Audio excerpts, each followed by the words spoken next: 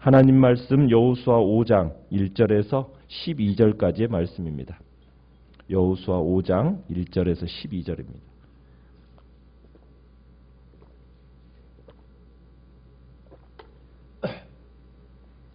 여호수아 5장 1절 제가 먼저 읽습니다. 요단 서쪽의 아모리 사람의 모든 왕들과 해변의 가나안 사람의 모든 왕들이 여호와께서 요단물을 이스라엘 자손들 앞에서 말리시고 우리를 건너게 하셨음을 듣고 마음이 녹았고 이스라엘 자손들 때문에 정신을 잃었더라.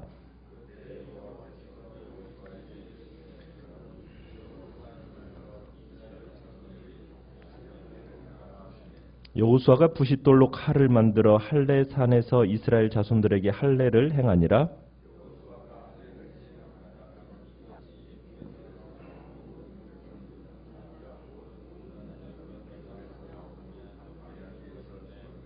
그 나온 백성은 다 할례를 받았으나 다만 애굽에서 나온 후 광야길에서 난 자는 할례를 받지 못하였음이라.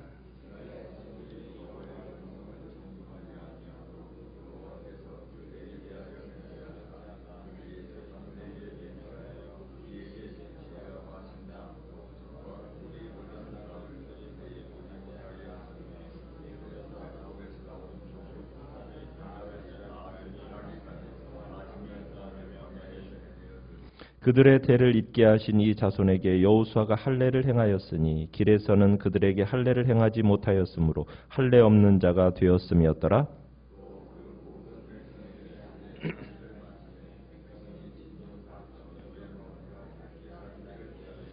여호와께서 여호수아에게 이르시되 내가 오늘 애굽의 수치를 너희에게서 떠나가게 하였다 하셨으므로 그곳 이름을 오늘까지 길갈이라 하니라.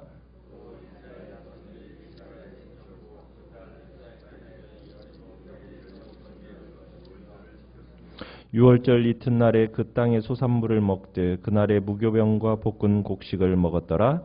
또 그 땅의 소산물을 먹은 다음 날에 만나가 그쳤으니 이스라엘 사람들이 다시는 만나를 얻지 못하였고 그 해에 가나안 땅의 소출을 먹었더라. 아멘. 오늘 말씀의 제목은 가나안 첫 유월절이라는 제목으로 말씀을 나눕니다. 이스라엘 백성들이 드디어 요단강을 건너게 되었습니다. 중요한 사실은 전쟁을 시작하기도 전에 가나안 사람들에게 두려움이 엄습했다라는 겁니다. 정탐꾼들이 여호수아에게 라합을 통해서 보고를 받은 게 있죠. 그 여호수아에게 정탐꾼들이 보고했던 내용은 하나님께서는 이미 오래전부터 이스라엘에게 이 땅을 넘겨주기 위해서 가나안 사람들 가운데 진군해오는 그 이스라엘에 대한 두려움, 공포, 그것을 조장하셨다라는 보고를 받았습니다. 그러니까 가나안 사람들이 들은 그 소식 중 가장 큰 두려움을 자아낸 것, 그것은 이스라엘의 신에 대한 능력에, 그 엄청난 능력에 관한 대목이었거든요. 자, 그런데 이제 오늘은 어떤 일이 벌어진 겁니까? 범람하는 요단 강물을 여호와께서 말려버리신 거예요. 그러더니 이스라엘을 평안하게 그 강물을 건너게 해버리셨다는 거예요. 이 기적을 베푸셨다는 이 소식을 가나안 사람들이 듣고서는 그 마음이 어떻게 되었다고 얘기하고 있습니까? 마음이 녹았고 정신을 잃었더라. 완전히 낙담해버린 겁니다. 오래전에 애굽을 탈출할 때도 이스라엘을 위해서 홍해를 가르셨다는 얘기를 드렸는데 그 능력이 이 여호와라는 신이 하나도 그 능력이 쇠하지가 않았던 거예요. 그것이 이 요단강물을 말려버린 사건에서 입증이 되어버린 겁니다. 그러니까 이 가나안 사람들이 좌절할 수밖에 없게 되어진 겁니다. 그리고는 이제 이스라엘 백성들은 요단강물을 이제 건넜어요. 이제 이스라엘도 이제는 한 걸음도 뒤로 물러날 수가 없게 되었죠. 앞에는 가나안 사람들이 전쟁을 하려고 기다리고 있고 뒤에는요, 범람하는 요단 강물이 있습니다. 이제는 돌아가고 싶어도 돌아갈 길이 없어요. 피할 수가 없습니다. 이제는 가나안 사람들과 생명을 건 대결을 해야만 되는 거예요. 다행인 것은 하나님께서 지금 이스라엘 백성들과 함께 하시기 때문에 이 가나안 사람들은 도저히 이스라엘의 상대가 되지 못한다라는 것은 분명한 사실입니다. 그래서 이제 이스라엘은 이제 자신이 하나님의 말씀에 순종만 하기만 한다면 이 전투는 승리한 전투라는 것.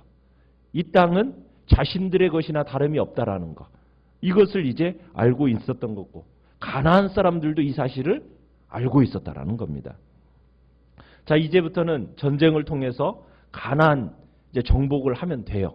그런데 하나님께서는 이스라엘 백성들로 하여금 가나안 입성을 앞두고 제일 먼저 하게 하신 일이 있습니다. 뭐를 하게 하셨습니까? 전쟁을 앞두고 전쟁을 준비시키는 것이 아니라 뭘 하게 했어요? 율법의 종교적인 예식을 치르도록 합니다.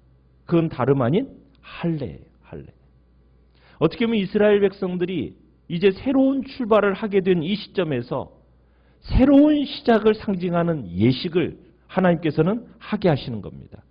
하나님과의 관계를 다시 한번 확인하는 시간이고 동시에 지난날의 수치를 완전히 씻어버리는 그 예식이 바로 이 할례라는 예식입니다.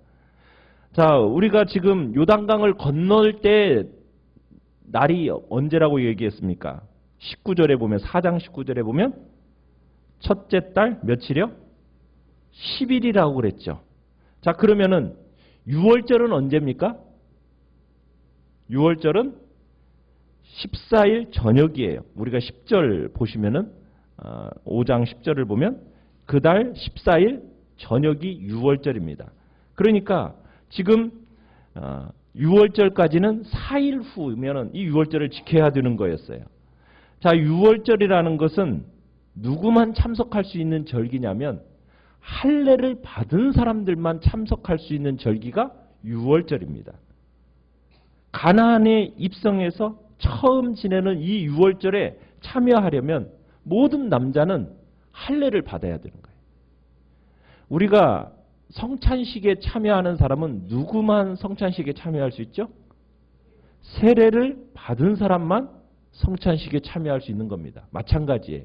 6월절에 참여하려면 할례를 받은 사람만이 이 6월절에 참여할 수 있는 겁니다. 그렇기 때문에 모든 남자는 뭘 받아야 돼요?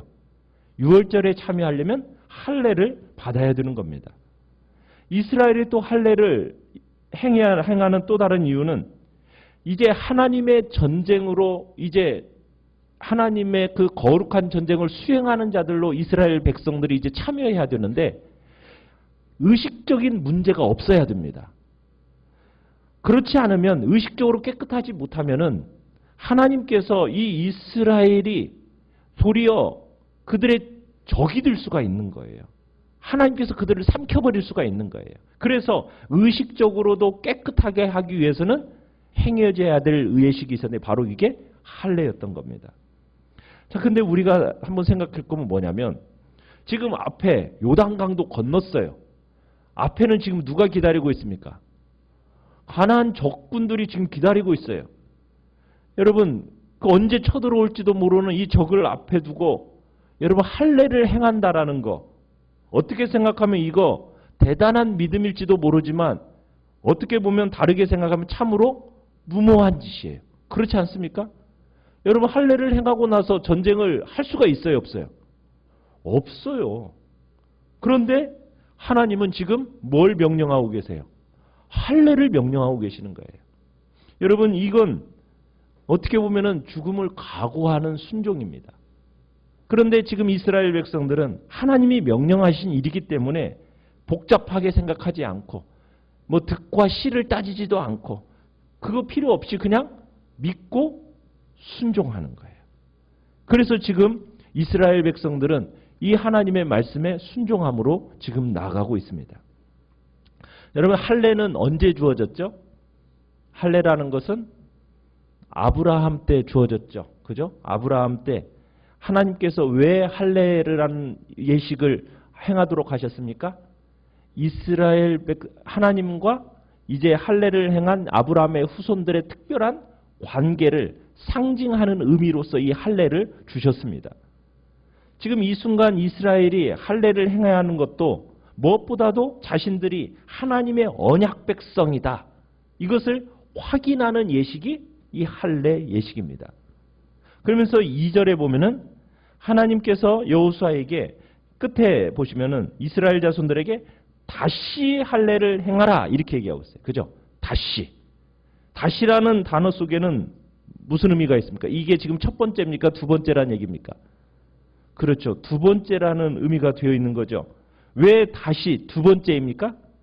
그 뒤에 우리가 보게 되면은 첫 번째는 언제 행했다라는 거예요. 애굽을 떠나온 사람들은 모두 할례를 받았다는 겁니다. 그런데 불신으로 인해서 40년 광야 생활 도중에 이 사람들은 다 어떻게 되었어요? 다 죽었어요. 반면에 지금 여호수아가 이끌고 들어가 가나안에 입성해야 할 광야에서 태어난 사람들은 할례를 받은 적이 있어요, 없어요? 없다라는 거예요. 그래서 지금 하나님과 이들 사이에 지금 언약 관계에 문제가 생긴 겁니다. 하나님의 언약 백성이라면 뭐가 있어야 되는데? 할례라는 이 예식이 있어야 되는데 이 하나님과의 문제, 지금 관계에 어떻게 보면 언약 관계에 문제가 생겼기 때문에 이 관계를 정리할 시간이 필요했던 겁니다. 그래서 지금 할례를 행하라 명령하고 계시는 거예요. 그리고서는 3절에 보면 이제 여호수아가 돌칼, 부싯돌로 칼을 만들어서 이제 할례산에서 이스라엘 자손들에게 할례를 베풉니다. 이곳에서 집단적으로 할례를 행했기 때문에 이름이 주어진 거예요. 뭐라고 주어졌다고요? 할례산이라는 이런 새로운 이름이 주어지게 된 겁니다.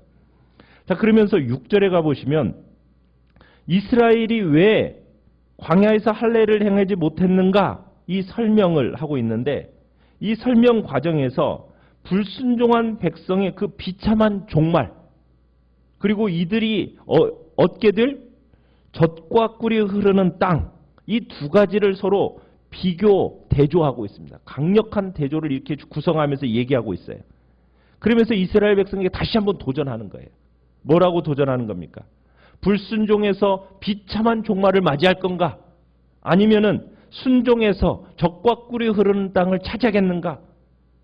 지금 하나님과 관계가 회복된다라는 것은 지금 순종을 통해서 축복을 누릴 수 있는 기회를 주는 거라는 거죠.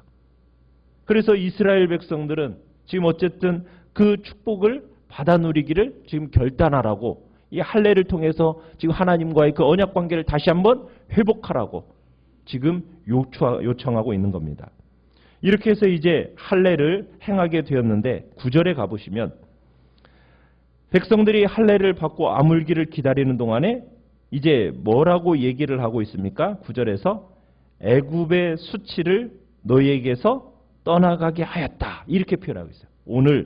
내가 오늘 애굽의 수치를 어떻게 했다? 너희에게서 떠나가게 하였다. 그리고서는 그곳 이름을 뭐라고 불렀다고요? 길갈이라고 불리게 되었다. 이렇게 표현하고 있어요. 여러분 애굽의 수치라는 게 뭘 두고 한 말일까요? 애굽의 수치. 자, 애굽의 수치라는 건 이렇게 해석도 합니다. 애굽을 떠날 때 곧장 약속의 땅으로 입성할 것으로 기대했었잖아요.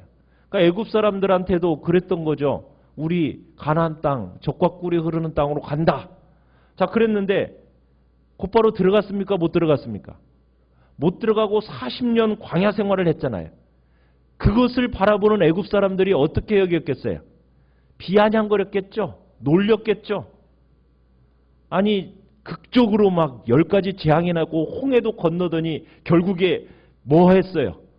광야에서 40년 동안 빙빙 돌기만 하다니 애굽에서 탈출한 이 백성들을 향해서 그 여호와 하나님은 니네 광야에서 죽이려고 다 그렇게 인도했느냐? 어떻게 보면은 비아냥거리고 놀렸을 거라는 거예요. 젖과 꿀이 흐르는 땅으로 간다고 큰 소리는 쳐놓고 결국 젖과 꿀이 흐르는 땅은 고사하고 좀 의식주, 기본적인 의식주도 해결되지 못하는 그 광야만 헤매지 않았느냐? 아마 그 당시에 애굽에 어떤 신문이 있었으면은 이렇게 그 이스라엘 백성들의 동태 해놓고서는 아마 그렇게 적어놨을 거예요. 아직도 광야를 헤매고 있음. 아마 이스라엘이 매일 똑같이 그런 얘기를 하면서 아마 놀렸을 겁니다. 그러니까 애굽의 수치라는 의미가 아직도 광야를 헤매고 있는 이스라엘 백성들을 향해서 애굽 사람들에게 커다란 비웃음거리가 되었던 거예요. 저렇게 광야에서 헤매느니 종살이하는 게 낫겠다. 아마 그런 식으로 아마 놀렸을 겁니다. 드디어 그런데 이런 수치의 날이 어떻게 되었다고요? 드디어 이제 끝났다라는 거예요. 애굽의 수치를 너희들에게서 떠나가게 하였다. 지금 그치는 그날이 왔다라는 이야기입니다. 할례를 받아서가 아니라 할례가 상징하는 하나님과의 이 새로운 관계 정립을 통해서 이제 여호와께서 오래전에 애굽 땅에서 약속하셨던 젖과 꿀이 흐르는 그 땅을 이스라엘 백성들이 차지할 그날이 다가왔다. 지금 그런 의미가 있는 겁니다. 애굽과 연관되었던 그 모든 아픔, 수모, 이제 이 순간부터 이스라엘로부터 어떻게 되었다고? 다 제거되었다. 여러분, 우리도 마찬가지가 될 겁니다. 우리가 이 땅에 살아가는 동안 정말 사탄이 통치하는 이 죄의 나라를 떠나서 예수 그리스도가 우리를 위하여 예비해 놓으신 그 하나님의 나라에 입성하게 될 때 우리가 이 땅에서 참으로 고통과 아픔과 그 수치가 다 어떻게 되어질 겁니까? 다 떠나가고 이제 그 땅에서 주님이 주시는 그 풍성함을 누리게 될 거예요. 우리도 그날을 기대하며 살아가는 겁니다. 자, 이스라엘 백성들이 10절에 보면은 요단강을 건넌 지 이제 4일째가 되는 그달 14일 날 이제 온 공동체가 유월절을 지냈습니다. 자, 첫째 달 14일 저녁, 이 저녁이라는 표현을 딱 쓰고 있어요. 그건 무슨 얘기냐? 이 14일 저녁에 유월절을 지켰다라는 것은 여호수아와 이스라엘이 지금 유월절에 대한 율법을 철저하게 순종했다라는 겁니다. 그러니까 할례를 행한 지 며칠 지나지도 않았어요. 그죠? 할례를 행하나서 지금 한 3일이나 지났는데 3일째가 어떤 날입니까? 가장 아픈 날이라고 그래요. 참 그런데도 불구하고 철저하게 이 유월절을 지킵니다. 정말 그 고통 속에서도 하나님 앞에 드려질 유월절 예배를 정말 하나님 앞에 드리며 나아갔을 때는 아마 진정 감동의 도가니 가운데서 이 유월절을 지키며 예배를 제사를 드렸을 거예요. 자, 그러면서 이 할례라는 것은 하나님과 이스라엘과의 언약 관계를 확인하는 예식이라면 유월절은 뭐냐? 이스라엘과 애굽과 차별화시켰던 그 절기가 유월절입니다. 그죠? 유월절 여러분 기억하시죠? 핏부림의 예식을 통해서 애굽과 구별되어졌던 그 날이 유월절인 것처럼 지금 여기서 유월절을 지키라는 것도 이스라엘 백성들과 가나안 백성들을 지금 구분짓고 있는 거예요. 그들과는 차별화되는 다른 백성이라는 것을 다시 한번 확인시켜주는 예식이 바로 유월절인 거죠. 우리가 성찬식과 세례에도 같은 의미입니다. 세례를 통해서 우리가 하나님과 언약 관계에 들어가는 것처럼 성찬을 통해서 먹는 자와 먹지 않는 자 사이에 분명한 구별됨이 나타나는 그 예식이 바로 이제 신약에 그렇게 성취가 되어지는 거죠. 자, 이 날을 계기로 해서 이스라엘이 새로운 음식을 먹게 돼요. 11절에 보시면은 유월절 다음 날부터 이스라엘은 뭘 먹게 됩니까? 그 땅의 소산물을 먹게 되었습니다. 가나안 땅의 곡식을 먹기 시작한 거예요. 그러더니 12절에 보니까 뭐가 더 이상 내리지 않았어요? 만나가 더 이상 내리지 않았습니다. 새로운 땅에서 새로운 음식을 먹기 시작하게 된 이 순간 드디어 40년의 광야 생활이 공식적으로 막을 내리게 된 거죠. 이제 가나안 소출을 먹으면서 이제는 새로운 미래를 소망했을 겁니다. 이전 세대는 가고 없지만 어떻게 보면 하나님의 약속은 신실하게 그들 가운데 남아있음을 믿었을 거예요. 물론 광야에서 만나를 하나님이 주셨던 것처럼 이스라엘이 앞으로 가나안 땅에서도 먹게 될 새 음식도 누가 주셔야 되는 겁니까? 하나님이 주셔야만 하는 거예요. 만나가 멈추고 어떻게 보면 땅의 소산을 먹게 된 것이 뭐 하나님의 은총이 멈춘 것을 의미하는 걸까요? 그게 아닙니다. 만나가 내려질 때는 하나님의 은혜가 있는 것이고 이 땅의 곡식을 먹는 것은 하나님의 은혜가 없는 겁니까? 아니에요. 동일한 하나님의 은총 가운데 주어지는 겁니다. 우리는 어떤 특별한 것만 하나님의 은총이라고 생각하는데 아니에요. 그건 기적은 특별한 순간에만 주어지는 것이고요. 우리가 일반적으로 살아가는 그 모든 것들이 뭡니까? 하나님의 은총입니다. 내가 이 땅에서 곡식을 먹고 음식을 먹는 것도 누가 주셔서 먹은 거예요?